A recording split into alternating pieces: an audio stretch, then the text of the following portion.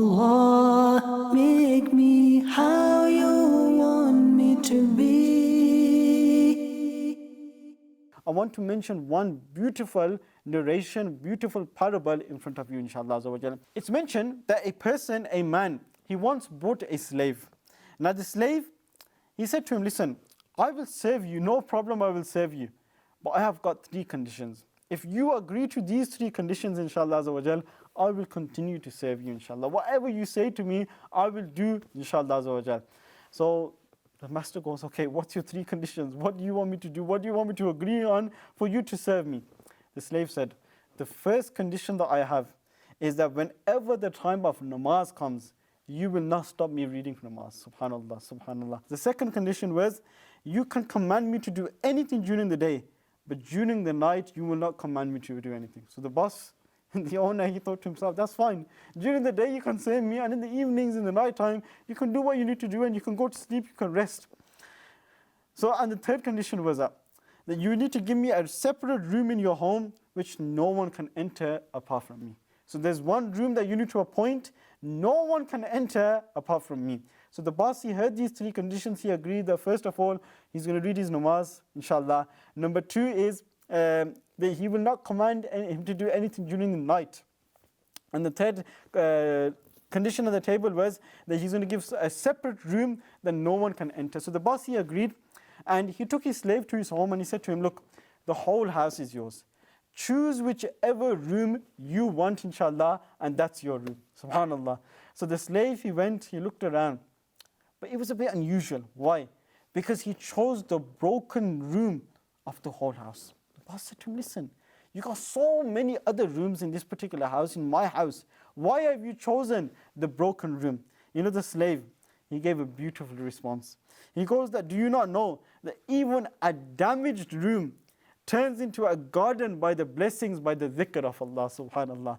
So it's mentioned that the slave, he continued to serve his master, and during the evenings, he continued to do the dhikr of Allah, he continued to worship Allah. Now what happened is that one day, the master, he passed by the room of that slave. Now remember the condition, he was not allowed, no one is allowed to enter that room. But from a distance, he observed his slave. What was the slave doing? During the night, he had his head in the court of Allah, in the position of sajda, and he was crying in the court of Allah. And you know what he was saying to Allah? He was making this supplication to Allah Azza wa Jal, that Ya Allah Azza wa Jal, I need to serve my master during the day, and I can only worship you, I can only do your dhikr, I can only remember you during the nights. Ya Allah Azza wa Jal, if it was up to me, I would do your ibadat, I would do your worship day and night. But Ya Allah Azza wa Jal, unfortunately, because I have to serve my master during the day, I can only do your dhikr, I can only worship you in the night. Now, the master, he's also listening. That the slave, look at his passion to the dhikr of Allah. That he wants to worship Allah during day and the night. But because he's serving me during the day, he can't do the worship of Allah during the day, he can only do it during the night. Then he's seen another thing. He's seen that the slave, whilst he was in sajda, there was a beautiful light on top of his head that was in between the earth and the sky. The next day, he took his wife, and the next evening he took his wife to that same room. He goes, look at our slave, look how pious he is, look at the dua that he's making first of all, that Ya Allah, I need to serve my master during the day, otherwise I would do your dhikr, I would worship you day and night. And then they both seen that there was this beautiful light that was on top of his head, and this was between the earth and the sky. And they were both crying seeing this beautiful scene. The next day, so the second day now, what happens is, the boss, the master, he calls his slave, and he says to him, look, I've seen exactly what you do.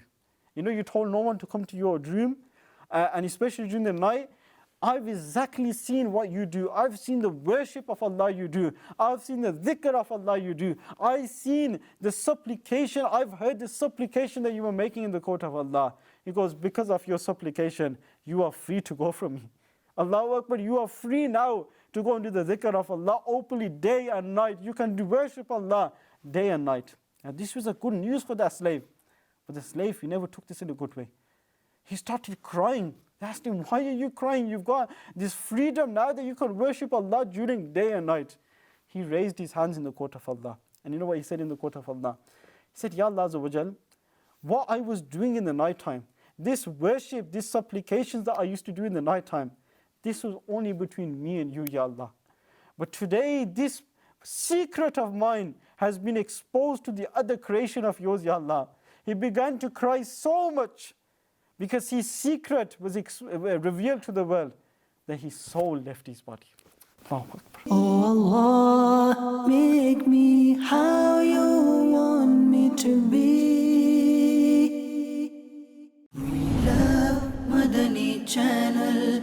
We love Madani Channel. We love Madani Channel.